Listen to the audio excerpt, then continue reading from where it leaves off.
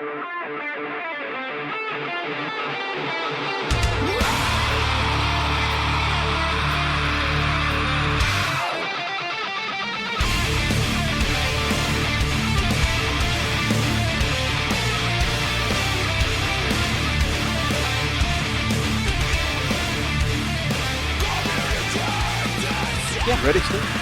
right. Here we go. Today is Sunday, November 8th, 2015, and this is episode 138 of the Defensive Security Podcast. My name is Jerry Bow, and joining me tonight, as always, is Mr. Andrew Callett. Hey, Jerry, how you doing, sir? I'm great. How are you? Good. I'm sorry to everybody we did not record last week. My fault. Had too much going on, so. Yeah, I was pretty busy too, so I can't blame just you. But we're back today. That's back right. This week. That's all that matters. That's true. I mean, there was crying. There was. I even had one fan self-immolate outside the compound because we didn't record last week. You want to talk about guilt? Wow, that's. I know. Wow. So that was a mess to clean up too. Anyway, so hey, let's. What's new and exciting? How's life in the InfoSec world? It's been busy. How about you? Busy. I think Bob was off the coast of California last night. Yeah, he apparently did something with a submarine. It was a little weird. He gets around. Yeah. Anyway, it's crazy. Caused a big panic, though. Fortunately, somebody disabled the warhead, from what I understand. So I'm not saying it was North Korea. Yeah. But yep. It was North Korea. So I still think we were shooting down aliens. Illegal aliens? Maybe. That seems a harsh way to... Anyway, let's not get into politics. So you want to talk about some stories? Yeah, well, first off, we have to remind our listeners that our thoughts and opinions expressed on the show are ours and do not represent those of our employers. So... That's true. So with that, we will get into our stories, the first of which comes from Ars Technica, and the title is... Crypto email service pays $6,000 ransom, gets taken out by DDoS anyway. However, I'll warn you right up front, it's a bit of misleading headline. Yeah, it's kind of a complicated story. So the deal here is that a secure email provider named ProtonMail was DDoSed off the internet. I guess it was last week, and basically, they received a threatening letter requesting ransom for them not to DDoS them, and I guess they DDoSed them for 15 minutes to show them that they were serious. Then they backed it off, and then after they hadn't paid, they started. Now, apparently, what happened is that the DDoS attack was so huge. It was actually taking out their ISP as well and quite a few other customers. So not just this ProtonMail organization, it was taking out lots of other organizations. So apparently there was some big joint decision to pay the ransom to make the attack go away, and and they did pay it. Now here's where it gets a little weird.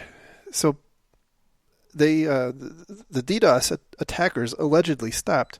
However, they were still, this ProtonMail was still under attack, even though they had paid the ransom. And in fact, the people who had extorted them contacted ProtonMail saying, "Hey, you appear to still be under attack. That's not us." So somehow, some way, these guys came under two different DDoSes at roughly the same time. Yeah, and it sounds like, I mean, if you read the article, it sounds like the attack launched by the extortionists was just a simple volumetric attack, but apparently there was also simultaneously what was described here as a much more sophisticated attack not seen in any other attacks on Swedish companies before. So, because ProtonMail is based in Sweden. Correct. Just as a little background. Right. Yeah, it's an interesting time frame. So the original, if we want to call it simplistic, DDoS started around 11 a.m.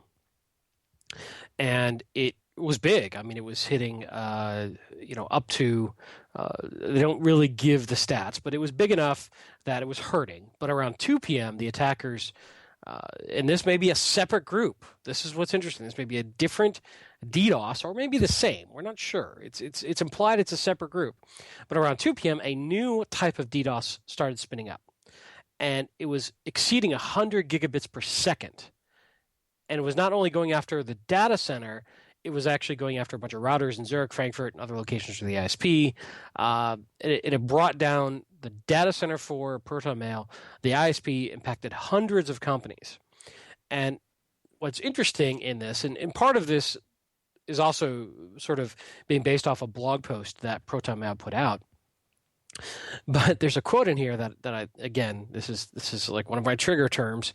So warning, trigger term coming. Actually, warnings about triggers are starting to become a trigger, which is a different problem. Anyway, they're saying the second attack was much more sophisticated and exhibited behavior of a state-sponsored attacker. There's that state-sponsored attacker, because only a state sponsor could have a sophisticated DDoS, apparently.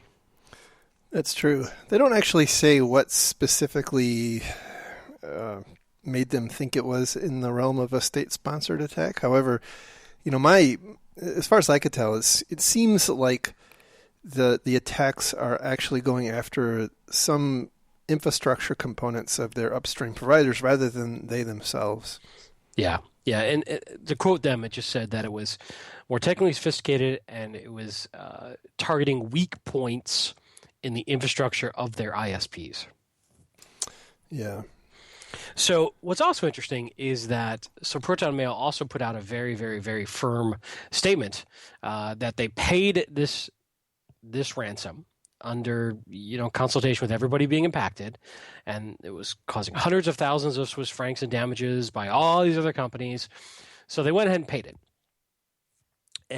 But the attacks continued nonetheless. Now, whether or not it was the same group still attacking them is somewhat up in the air, even though the first group denied it was them. Anyway, point being, Proton Mail said, quote, "This was clearly a wrong decision, so let us be clear to all future attackers. Proton Mail will never pay another ransom," end quote.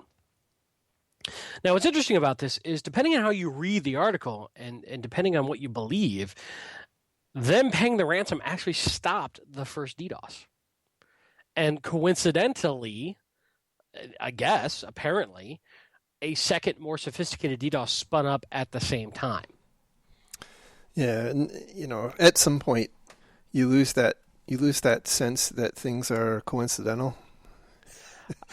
But what's interesting is, because of the second attack affecting hundreds of customers, it could have been a coincidence. It could have been law of large numbers, that somebody else just happened to be targeted at the same time.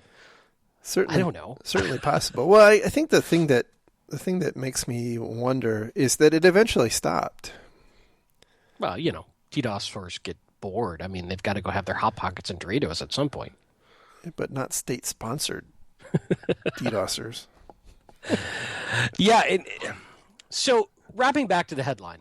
The headline implies that they paid the ransom and the guys took the ransom and still kept DDoSing them. We're not sure that actually happened. Somebody kept DDoSing them. It may have been the same group. The group who originally took the ransom denies it, which in some ways makes sense, right? They want to maintain credibility, just like crypto lockers, that if you pay us, we'll stop, to encourage people to keep paying them. Right. So this gets all sorts of convoluted. Yeah. I think that I think the issue is for us, it's kind of a damned if you do, damned if you don't type of situation. Now, I have not heard of another situation like this. I don't know that it's all that common for organizations to pay the ransom, but at the same time, I'm not sure there's a lot of tracking that goes on to tell when people do. So I believe that this type of extortionist DDoS is very common. I know of a number of companies that have had extortionist demands with small-scale DDoS attacks thrown at them, and for a relatively small amount of money, say, "Hey, we won't do it. We won't continue to do it." I think that happens all the time, especially in the financial services industry. I have no idea how often people pay those ransoms. I think that's the key. Yeah, that's the key. And they point out here that Proton Mail is going to try to set up some infrastructure improvements that will mitigate this kind of thing. And I suspect basically they're going to subscribe to some commercial DDoS mitigation service like Prolexic or what have you. But that's really expensive. And It is. They're And saying, the question is, how effective are they against "quote unquote" state-sponsored sophistication level of DDoS? well, I wonder that as well. That's a really good question because I don't know. That's I think the $1 million question. I do think these sorts of DDoSes are going to become more prevalent, and we're seeing over time a continual march higher in the volume of DDoSes.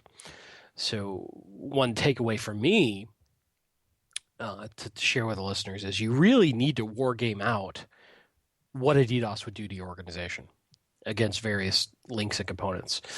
A lot of folks, I recommend try to put your main website and main stuff out in a content delivery network. Let them take the hit, and try to split. If you're doing any sort of production over the internet, I try to split that off from office work connections and other types of connections, so that you could sustain a DDoS against part of it, but it's going at a data center that isn't where your operational stuff may be. Yeah, absolutely. I also know from some experience that even with a CDN, some of these DDoSers are getting pretty clever at figuring out the source of the content and then still DDoSing it. So I know that's that's been a game that's been going on for a while. I did talk to Bob the other day, and I think he might have been maybe Syria, I don't know, but he was telling me that sometimes what folks will do is that he'd been involved with was during the DDoS try to move whatever the effective equipment is under attack into a Prolexic or CDN during attack. But I'll tell you, that's a very expensive route to go while you're under attack. And my recommendation, like most of the time we talk about these things, is you're much better off having a plan and having the capability built up when you're not under attack than trying to react to the attack itself. Absolutely. Yeah, DDoS is definitely one of those ones where it's it's kind of like a disaster recovery plan. It doesn't work real well to to try to set it up while the thing is going on. So this is definitely something you want to, if it is important to you, something you want to have in place. I think the other thing is that strikes me is Proton Mail isn't a particularly controversial or high profile target, and yet, here we are talking about this, them being the probable victim of two separate simultaneous DDoS attacks. And then I think the other lesson too is to consider that when you're in a shared hosting facility, and one of the other customers comes under attack, like apparently hundreds of other customers of this ISP went dark. And what would your ISP do in that case? In this particular case, the ISP ended up having to remove the announcement of this of Proton Mail's IP addresses. Yeah, and that is an interesting problem as well. If you've got some critical operations, it's not just you that you need to worry about. You may need to worry about who else is on that ISP and how well equipped your ISP is to handle somebody else in their environment being attacked. Exactly. There may be a small point of political or otherwise motivation from their original blog post. Proton Mail was originally created to provide privacy to activists, journalists, whistleblowers, and other at-risk groups. And we have many of those people in the Proton Mail community. Continuing, unfortunately, these groups are out. There are groups out there determined to oppose this, which has led to this incident. So Proton Mail is alleging that there are people opposed to the type of users they supply services for, and that led to this DDoS. I would counter that in saying this sort of extortion DDoS is common across all sorts of areas and probably had nothing to do with who they are or who's using their services. Exactly. And you'll never. One of the challenges is that you probably never really get a good handle on what other customers are in kind of sitting next to you, right? Right.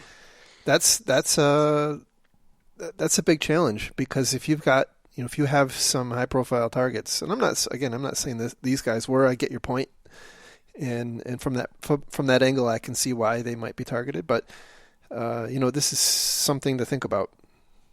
Last thing I want to kind of say on this is we often see DDoS as a distraction technique for some other type of intrusion or attack.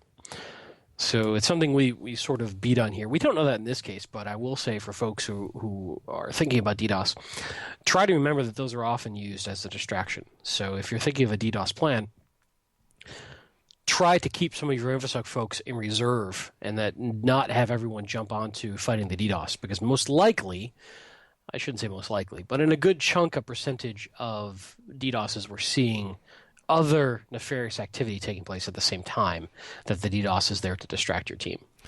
Yeah, and I would actually go so far as to say, if you do fall under a DDoS attack, depending on the line of business that you're in, you may want to actually heighten your senses in other areas.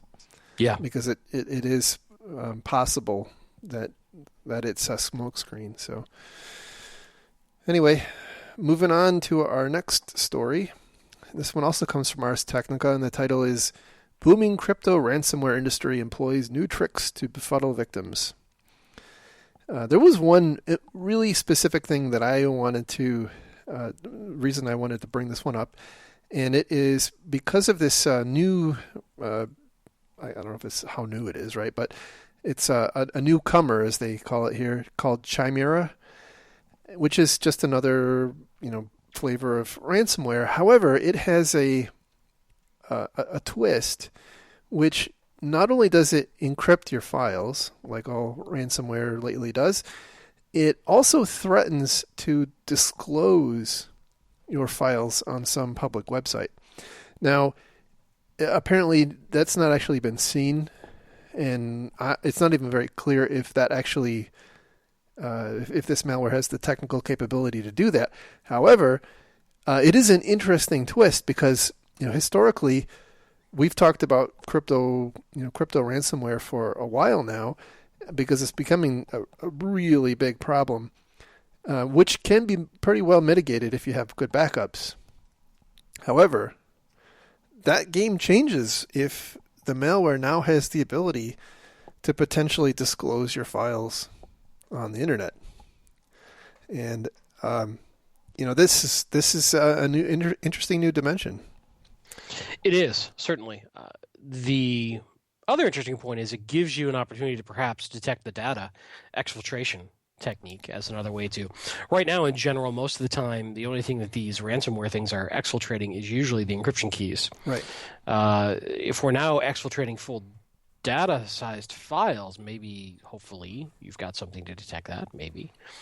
Along with this, there was another piece of ransomware news that came out, that there's another piece of ransomware that's going after Linux servers, looking to encrypt files related to web hosting, web servers, MySQL, Subversion, Get, various other technologies used in web development HTTP servers. So now they're starting to go after in essence, disruption of production services. Yeah. Unrelated to this particular article here, but we're seeing ransomware start to evolve, and people are getting more clever with how to leverage this ransomware. Yeah, and in fact, I think there was a pretty controversial publication by the FBI recently about, that I don't know exactly how they characterized it, but, it seems like the controversy was centered around the recognition by the FBI that in some cases it makes sense to pay the ransom. Yeah, it's a tough call. I really look at the FBI saying, look, we're being honest with you. This is not something that you're going to call your local IT guy and he's going to fix for you. Right. This is really hardcore encryption. And if it's really important to you, you need to understand that there may not be a way to fix this.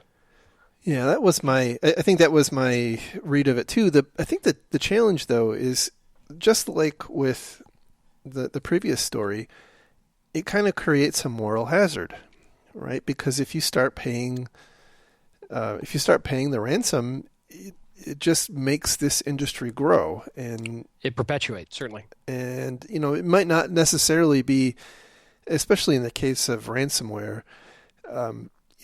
It's not usually a targeted type of attack. It's just kind of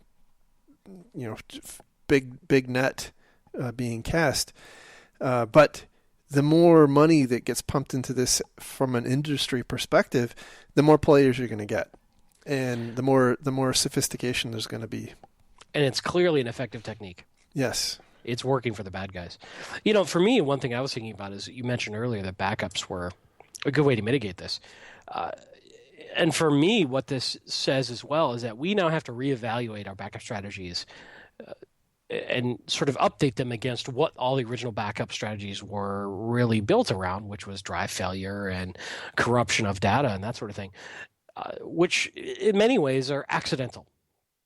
So backups are no longer reasonably should be looked at as only a mitigation of those original threat vectors. And by threat vectors, I mean the accidental threat vectors of drive crashing, accidental deletion, mistakes. Now it's a primary defense against active offensive actions being taken against your files.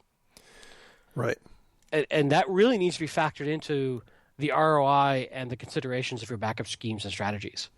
And that probably changes the equation of how much money you should spend on your backup strategies. The ROI just changed dramatically as this is starting to flourish.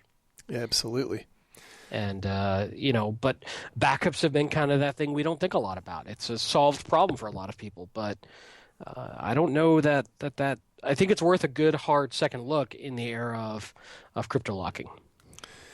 Yeah, absolutely. Now, specific to this, the particular issue here in the novel thing is again the data. They're threatening to disclose the data, not just encrypt it. And again, I'm not actually writing any technical details about how the data is exfiltrated. Is it being exfiltrated? Assuming that this capability actually exists and it's not just a paper tiger. Is the data exiting in its encrypted form or in an unencrypted form? And because that's a different way to look for it, right? It makes data loss prevention a little more difficult if it's being encrypted on the way out. It really does start to point to the importance of egress filtering. Just kind of broad-based egress filtering, and in my view, also segmentation and isolation of important things away from, your web browser and your email. Yep. So, but much easier said than done. But that's yes, right. Absolutely. So so watch this space. I think ransomware seems both really, when you pair this with the previous story, it does seem like there is a robust ecosystem and economy developing around the concept of ransom-based attacks, whether it's on the endpoint or in the network. And I do wonder what's next. This seems like an area that has some rapid development. I would agree. And a lot of people have asked recently, okay, so what do I do to stop ransomware? And the reality is ransomware is really the payload that could be attached to any type of exploit against the endpoint or a server. Right. So there is no one magic defense against the original compromise. It is the same defense you would take against any type of malware. So you got to remember that there is an exploit component and a payload component, and they could be completely separate beasts. That's right. So you had mentioned the Linux ransomware that's been discussed recently. There's not there's been quite a bit of analysis about the actual malware. However, the actual delivery mechanism isn't known. That's speculated to be that it's coming in through SSH and weak passwords. But again, that's not known. But I think to your point, it can come in through web-based drive-by exploits. It can come in on an email attachment, flash drive, a Trojan download. You go and download some piece of software. There's a whole host of ways that this stuff can happen. And, I think phishing or really email-based delivery of malware is constantly in kind of a neck and neck race with drive-by downloads, or drive-by exploits. And so, 1 year, one will be up higher than the other, and then it'll flip-flop. So, there's if you can take care of those two vectors, you're going to solve a lot of the problem. But, again, much simpler said than done. Exactly. It's a very, very complex issue. Exactly. And, in general, our sort of charter for the show is to try to take away some lessons learned and something to help us make our lives easier long term. But this is a tough one. Yeah, I mean, certainly from an endpoint perspective and also from a server perspective, I think whitelisting will go a long way. Yeah, you took the words out of my mouth. Whitelisting, good file integrity monitoring, good backups, good separated versioning control of your backups. Don't have just one version of backup that automatically happens whenever a file changes because you'll just back up the encrypted file. How'd that work out for you? That's right. But yeah, I'm a big fan of whitelisting. Now, I'll tell you, whitelisting can be a challenge for a lot of organizations to implement. It really does remove a lot of flexibility in an environment if you don't run it very, very properly. And a lot of people are very gun-shy of whitelisting, but it's very effective. It's not perfect, but it's very effective. Yeah, definitely. And I think the other thing that I will mention is that my observation, especially from after talking with Bob, a lot of the historic protections against this, that not whitelisting specific things like removing administrator rights and antivirus are really ineffective, right? Because this runs generally in the context of the user, and all it needs to do is have the ability to write to the data files, which the user already has rights to. The user has rights to anyway, and yeah. and also on file shares too. So, it is becoming, in my view at least, more important to entertain the options available that more affirmatively drive control on these endpoints, because this kind of handling things by exception is really not working anymore. Yeah, I would agree. But it is by far the 95th percentile of what people are doing. Oh, absolutely. And it's that way for a reason, right? This is, and doing it any other way historically has been very expensive. And I suspect that as time marches on, vendors will hopefully figure out some ways to make this more palatable. But I think in general, we're not there yet. Yeah, agreed. So moving on to our next story, which comes from the Register, and the title is Anti-Ad Blocker Firm Pagefare's Users Hit by Fake Flash Update. Oh, the pain and the irony. This is so awesome. So, and by awesome, I mean terrible. Yeah. So you're in awe of the terribleness. Yes. So as ad blockers become more common, that becomes a big problem for the content companies, the websites, the news websites and whatnot, because that's how they make the money, right? They make the money with ads. If you have an ad blocker on your browser, you're not looking at their ad, and therefore they're not making money off of you. So there's been a cottage industry kind of set up to help these content companies figure out if you're running an ad blocker. And one of those companies is named Pagefare. Now, the ultimate irony to me is that a lot of people are sensibly blocking ads because, as we've talked about so many times before on the show, banner ads and ads in general are being used to deliver exploits to your computer. Yeah, it was amazing when ad blocking first debuted on iOS devices, the amount of moral outrage that generated. And in my mind, until the ad industry can prove that they are malware free, to hell with them. Yeah. Yep. And so here we have this company named PageFair, who, as they describe it, as the register describes, is an ad blocker. So they give apparently the content providers some control over what you might or might not see if you have an ad blocker running.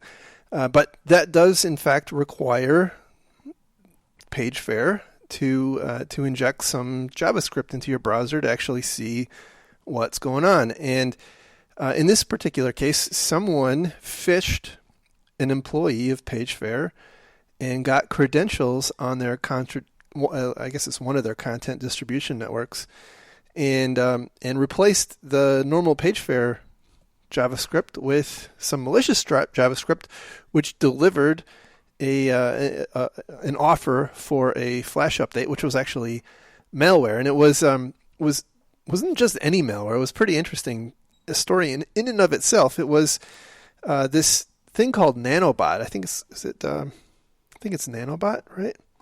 Yeah. Yeah, I think that's right. Yeah. Anyway, it's a remote administration tool, right? It's it's supposed to be a legitimate application, and so apparently the attacker here modified it a little bit and used this otherwise legitimate tool to get remote access to people who have installed this thing, and so eventually, in the ensuing aftermath, that company actually shut off the attacker's access, so that they were no longer able to have access. Now, I find it interesting, by the way, and we'll talk a little bit about the timeline in a second, but I kind of find it interesting that there's an assumption here that once Nanobot turned off access, that everything was okay again, right? Because, not thinking that, maybe the first thing they did was, go install something else, but, whatever. So anyway, it's also interesting to me that they leveraged the concept of a fake Adobe Flash update. Yeah, it's kind of passé now, isn't it? Well, everybody who is concerned about security, and we've now been conditioned to do patches all the time. So Flash is being patched, I think, on a minute-by-minute basis these days. So it's true. For Flash to pop up supposedly with an update and an automatic update sort of pop-up is something we've now conditioned users to always apply. That's a good point. But we've seen this. This has been a technique for at least 10 years. Yeah. And so it just is. It's frustrating that it continues to be so effective. There's really no. I don't think there's any metrics on how many people actually fell for it. They go through an analysis of how many systems they actually think may have been exposed, and it was a certain small percentage of the potential visitors, but they never really went through an analysis of actually how many specific systems. It was more of a percentage of the overall visitor base of their customers, which sounds like it's potentially into the tens of millions of visitors per month, but we don't know about what that equates to on a daily basis. So anyway, the attack happened over an 83-minute period, which so I just got done dogging on them, but I actually think that they did some things relatively well. Apparently, they realized this happened within about 5 minutes of the attack actually taking place. The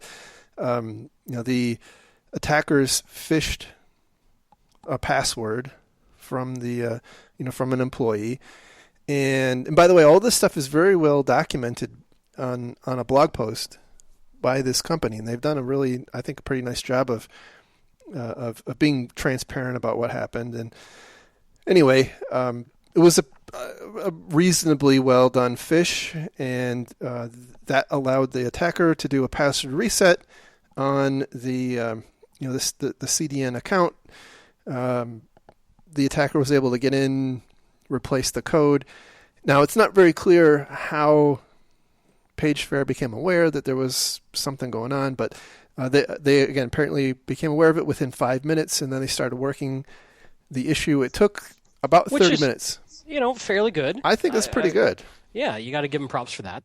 That's what I think more of these groups should be doing. But you could also say, hey, it shouldn't happen in the first place. But we also know that breaches are going to happen, so detection is absolutely imperative. Yeah. So they then it took them, I think, another 30 minutes or so to basically start changing DNS. They started undoing DNS settings, their zone settings, pointing to that CDN, and that propagated over a period of time. And then I think it was within an hour or so they had flushed all that out, and that they felt that they had mitigated the problem. And so again, the timeline on their blog post is pretty elaborate. It's a good read. I got the sense that they really were kind of making it up as they went along, but it also sounds like they had some competent people working on the response. So interesting thing. It's frustrating that it happens. I kind of find the whole thing a little reprehensible because they're trying to stop the thing that delivers the malware that they ended up delivering themselves, which it's really frustrating to me. It's an inevitable arms race. It will continue. I agree. And it goes back to be careful what you enable in your browser. Yeah. Now, there's some interesting things. The CEO in his blog post goes on to describe how they have changed quite a few of their operational practices to help avoid this in the future. Things like they have changed all their password recovery, from their vendors to be a dedicated email address that they don't use for any other purpose. So I think that was one interesting takeaway. I'm glad that they say all the auth creds have been reset, but they don't say anything about going to two-factor authentication. Well, they did say they went through and enabled multi-factor authentication for everything. Oh, you're right. That they could. Yep. And then I skimmed it. Yep. And then they were going to consider replacing any vendors that don't offer multi-factor authentication. Yep. So which is an excellent technique to fight password reuse, which is kind of what we had here. Yeah, definitely. So it's certainly not a great thing that it happened. I think we can take a look at their response and the things that they are doing, the lessons that they've learned, and learn ourselves from it. I think that the idea about funneling all of your password resets into one account is an interesting thing. I do wonder about now the risk of that particular account. Right. Right now, maybe that's less. It's less risky because it's not necessarily known, right? But it's not known to the attacker. It's not a used account. But there's no perfect solution there, other than again the multi-factor certainly puts them in a better place. So anyway, moving on to our last story. This one is from Info Security Magazine. And the title is IT Personnel Are the Riskiest Business Users. This is my shocked face. So this is a article about a report from Intermedia. It's called their Intermedia 2015 Insider Risk Report. It's actually kind of an interesting read. It's like 30 pages long, but it's mostly pictures. The takeaway that we know how much you like picture books. I do, especially like the hard, the ones with the really big, thick pages. Yeah. And the pop-ups. And the pop-ups, that's right. Yeah, we should make a pop-up book about fishing. I like it. Part of our new media empire we're expanding into. That's right. That's right. The takeaway I took from that report, by the way, is that the older baby boomers who are only in the job for less than a year are your best employees. The long-time millennials, you just don't want those. Those are bad news. Wait, what? Well, so the report basically goes on. Have you been drinking again during the show? I have not. Okay, all right. No. So hear me out. They go through and analyze the security behaviors of employees. I think they sampled 2,000 employees, and they do it on a couple of different dimensions. They do it based on the age group. So they have millennials, Generation Xers, and then the baby boomers. And they found that on the spectrum, the least risky were the baby boomers, and the most risky were the millennials. The millennials do, they share their passwords, store files on personal accounts and things like that at a much greater rate than the other age groups. The other dimension they looked at, or another dimension they looked at, was how long the employees had been with the organization. And before we get into that, Sure. For the first metric, I would say that may indicate those who are more familiar and comfortable with technology are more aware of the capabilities and possibilities and are more inventive in subverting the controls in their environment. I think that's a fair assessment, yeah. Although you can definitely make that argument if you compare the millennials versus baby boomers, but I'm not sure that you can do that against the mid-career people. So, yeah. Another was where I was going. Another one of the dimensions is IT versus non-IT industry workers, and the IT industry workers. So, employees of an IT company are more likely to participate in risky behavior than non-IT. And then a third dimension was IT professionals versus non-IT professionals in the same organization. And IT professionals on most of the dimensions were considerably more apt to take on risky behaviors like sharing passwords and installing software than their non-IT counterparts, which is kind of a counterintuitive, I think at least, finding in some regards. I do think that a lot of IT people, and especially security people, kind of think that they have a magical, I guess, fairy dust that surrounds their computers and their fingers that keeps them safe. And so you have to kind of... Well, we've heard this many times of InfoSec pros too, saying, I don't run AV, I don't run this at home, I just know how to be smart. And that might have worked 10 years ago. I don't know that does anymore. I don't think so. I think it's very, very dangerous, especially when you consider that these are the people who also have the highest levels of access. Which, again, we keep arguing that you really need to split the accounts for these folks. They need a non-admin account for the day-to-day stuff and an admin account for only when they need it, and train folks to use it and log the hell out of activities in that admin account. Yeah, absolutely. But it's so rarely done. Yeah. So the only other thing I would say too is that one thing I've seen in my career is sales folks are more than happy to break any and all rules and do a bunch of shadow IT if it helps them hit their numbers. Well, I think they're more likely to get air cover. Absolutely. As long as they're hitting their number, most of the time it's anything's fair game.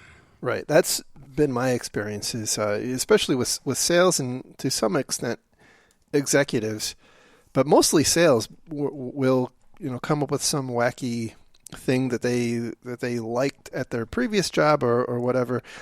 And if they are successful at hitting their numbers or blowing out their numbers, and you try to put them back in the box, a lot of times you're not going to get management support. And this kind of goes back to the whole point that, you really have to have strong support for your program high up in the organization. Otherwise, you're going to end up with Swiss cheese. Yeah, absolutely. I remember in a previous role when we were migrating to an Exchange server, we had some, I'll use the term prima donna, folks in the IT group who absolutely refused to have any of their email touch a Microsoft product. So we had to maintain multiple email servers for those organization folks who refused. And I think that was a mistake. And that came from, hey, these were high performers. They could do whatever they wanted. And leadership let them get away with that. And as a result, we weakened our ability to operate our environment as well as we could have. Yeah, and the more complexity you add, I'm not, by the way, arguing that Exchange is a better system. I'm saying that we had to maintain two systems with the same staff. Yeah, exactly. And it's more complex, right? I'm not, and anyway, that's another rant for another day. But it comes back to when you are incentivized to hit a goal, and it has a high leverage on your income, it starts to impact people's decision making about security of the company, because the goal, their individual goals based on their individual paycheck, start to become the only thing they look at in a majority of situations. Yeah. And I'm sure that plenty of salespeople will disagree with that point, but that's been my experience in 10 years of sales engineering. Well, I think there is also a counterpoint that says, to some extent, this behavior may be indicative that the IT department is not facilitating the needs of the group or of the organization. I would agree. I would 100% agree with that statement for 80% of the time. There's always that 20 percentile who are, oh, you want me to use Salesforce? I hate Salesforce. I'm not going to use Salesforce. What are you going to do about it? Right. Yeah. Fair enough. No, I think you're right. I think what you're hitting on, by the way, is the fundamental problem with shadow IT in general. Yes. If the IT organization isn't able to meet the goals and the needs of the business organization, then people will find a way. Right. So, but back to the original article about IT folks being much riskier, I think that's very fair, and I think it's something that we don't look at much.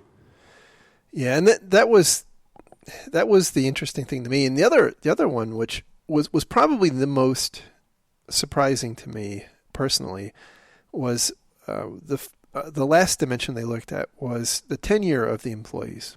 And so the employees who were there the longest had the greatest, they introduced the greatest risks or had the riskiest behaviors, as opposed to people who were there less time. And I thought that was really interesting. And I guess it's, they hypothesized that it's because these people are, they're kind of set in, they feel comfortable in the organization and don't feel as much at risk, whereas somebody who's new to the organization feels like they have to, they have to kind of be rule followers. And those are just hypotheses. But it is an interesting thing, because I think the historical view is that most of the risk tends to be concentrated on the people who are new to the organization, and not the long-term people who are, quote, more committed. That is interesting. So, but yeah, from a takeaway perspective, the thing that I would like to leave people with here is it's not all about the users, right? It's also the IT department, because I really think in many ways the IT department is glossed over from a security perspective. We're given free rein. We allow these people in the IT department and in the security department to have the ability to install their own software and bypass the web filters and this and that and the other thing. And that may be necessary. I'm not disputing that it's not necessary. What I am saying is that think about the reasons that you do that for the average person, and then recognize that there's nothing special about an IT person being able to avoid those threats in today's world. So what are you going to do to mitigate that risk? Right. You have to consider it a high-risk environment and somehow in some way wrap some additional monitoring controls, something around that. Exactly. Yeah, I agree. Which just makes our lives more complicated and more difficult. But hey, nobody said security was easy. I think that statement you just made is really important, because I really do think that it's becoming, and I think vendors are a big part of the problem, right? That there's an expectation that security is easy, right? And there should be a way, we should be able to allow our employees to do that. And we just need to find the blinky box or the piece of software to install on their computer to make that all okay. Damn it, somebody read a Gartner report and solve this problem for us. But at the end of the day, security is hard, right? We have, in my view, in many ways, we've lost our way. And we've become very enamored with technology. Have we lost our way, or has the situation progressed faster than we've been able to keep up? And we're grasping at whatever life rings are thrown to us on the water that we're swimming in. I think it's certainly that. But at the same time, I think that when I say we've lost our way, I think we tend to think about things in terms of products rather than in terms of risks. Yeah, I agree. And we've, in my view at least, and partly it's I'm sure it's because of the ever expanding complexity of IT environments. It's very hard to wrap your head around them. But we don't really do, or and it's the magic pixie dust that these vendors sprinkle in front of us to say, I can make all your problems go away. Just sign a check. Right. And we believe it. We do believe it. And I guess what I'm saying is I think that we really, as an industry, need to get back to some extent to an actual consideration and analysis of architecture, design, and risk, and understanding how this stuff works, and then adding in, the magic pixie dust where it makes sense with a cogent understanding of its limitations and what it can accomplish and what it can't accomplish, and that's my rant for today. Yeah, I would agree, and I think that we have much more to say on that topic, and that's a long, long time to go through all that. Yep. So anyway, that's the show. Hope you liked it. If you did, give us some love on iTunes. And if not, send us an email, info@defensivesecurity.org. Or if you have any questions, comments, whatever, send us an email. We are a little behind on emails. I apologize. I know I owe some people some responses. Working on it. Yeah. Life happens. We and this is a weird but good problem to have, now get more emails and tweets than we can keep up with, which I never anticipated. So no. I'm sorry if I have not had a chance to respond to your email yet. Damn it, Khaled. I know. You can dock my pay. And you can find links to the stories we talked about on our website, www.defensivesecurity.org. And you can also find all of our 137 back episodes. And with that, we will talk again next week. thanks a lot for listening, and have a good one. Have a great week, everybody. We'll talk to you soon. Take care.